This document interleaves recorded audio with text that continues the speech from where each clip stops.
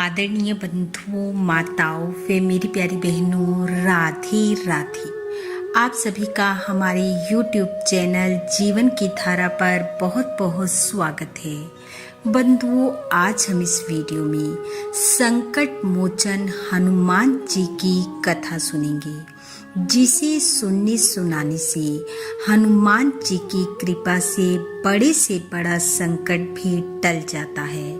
कथा कहानी सुनने के बाद यदि आप हमारे चैनल पर नए हैं तो कृपया हमारे चैनल को सब्सक्राइब करें, बेल आइकन को प्रेस करें ताकि हमारी वीडियो की नोटिफिकेशन सबसे पहले आप तक पहुंचे। वीडियो को शेयर व लाइक भी जरूर करें। कथा के अनुसार एक समय लंका विजय के बाद भगवान राम से मिलने भगवान शिव व माता पार्वती अयोध्या नगरी पहुंचे। भगवान शिव व माता पार्वती को देखकर श्री राम व माता जानकी अत्यंत प्रसन्न हुए। माता जानकी ने उनका प्रेम भाव से आदर सत्कार किया और फिर स्वयं भोजन बनाने के लिए रसोई घर में चली गई।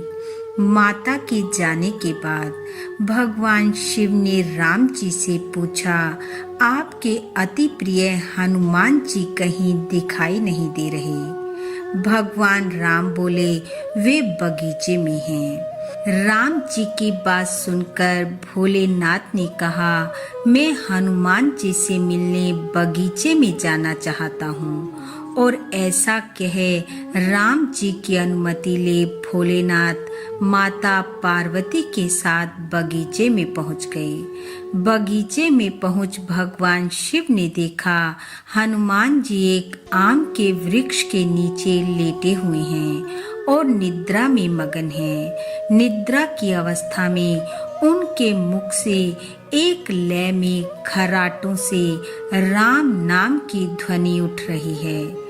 राम नाम की उस ध्वनि को सुनकर भगवान शिव व माता पार्वती एक दूसरे को देखकर मुस्कुराने लगी। तभी माता पार्वती ने वृक्ष की डालियों की ओर इशारा किया। राम नाम सुनकर वृक्ष की डालियां भी झूमने लगी थी और उनके बीच से भी राम नाम उच्चारित हो रहा था।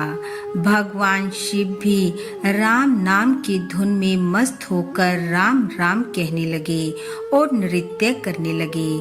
माता पार्वती अपने पति का अनुसरण करने लगी और राम नाम में मस्त हो गई।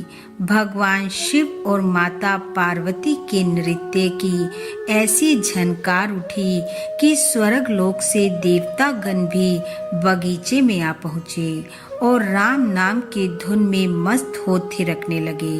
उधर माता जानकी भोजन तैयार कर भगवान शिव व माता पार्वती की प्रतीक्षा करने लगी। जब काफी समय बीत जाने पर भी वे नहीं पहुँचे तो माता जानकी ने लक्ष्मण जी से कहा कि आप जाएं और उन्हें भोजन के लिए बुला कर लाएं।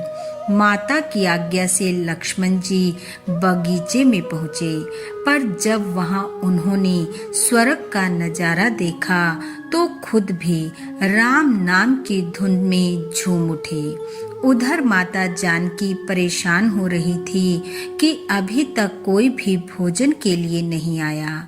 तब उन्होंने स्वयं भगवान राम से कहा कि चलो हम ही जाकर उन सब को बुला कर लाते हैं। जब भगवान राम व माता जानकी बगीचे में पहुँचे तो देखा वहाँ राम नाम की धूम मची हुई है और हनुमान जी गहरी नींद में सो रहे हैं।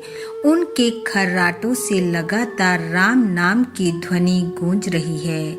यह देखकर दोनों भाव विहल हो उठे। राम जी ने हनुमान जी को नींद से जगाया और प्रेम से उनकी तरफ निहारने लगे। हनुमान जी अपने प्रभु को आया देख शीघ्रता से उठ खड़े हुए और नृत्य का समय भंग हो गया। भगवान शिव मुक्त हृदय से हनुमान जी की राम भक्ति की सराहना करने लगे। यह सुन हनुमान जी सकुचाए, लेकिन मन ही मन खुश हुए। तब भगवान सिया राम ने भोलेनाथ व माता पार्वती से भोजन करने का आग्रह किया। सभी भोजन करने के लिए चल पड़े। माता जानकी भोजन परोसने लगी। भगवान राम ने हनुमान जी को भी भोजन करने के लिए बैठने को कहा। राम जी की आज्ञा से हनुमान जी भोजन करने बैठ तो गए, परंतु आदत ऐसी थी कि पहले राम जी भोजन करते थे और बाद में हनुमान जी। आज राम जी के आदेश से पहले भोजन करना पड़ रहा था। माता जानकी हनुमान जी को भोजन परोसती जा रही थी, पर हनुमान जी का पेट भर ही नहीं रहा था। माता कुछ देर तो भोजन परोसती रही, परंतु शीघ्र ही वह समझ गई कि इस तरह से हनुमान जी का पेट नहीं भरेगा। उन्होंने तुलसी का एक पत्र लिया, उस पर श्री राम लिखा और भोजन के साथ हनुमान जी को परोस दिया। तुलसी पत्र खाते ही हनुमान जी की संतुष्टि हो गई और वह भोजन कर उठ खड़े हुए। मंद मंद मुस्कुराते हुए भगवान शिव यह सब देख रहे थे।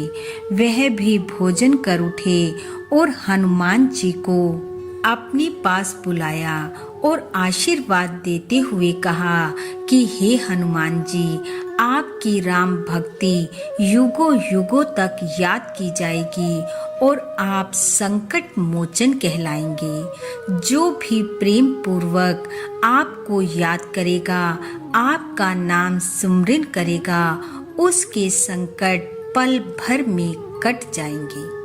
बोलो संकट मोचन हनुमान जी की जय।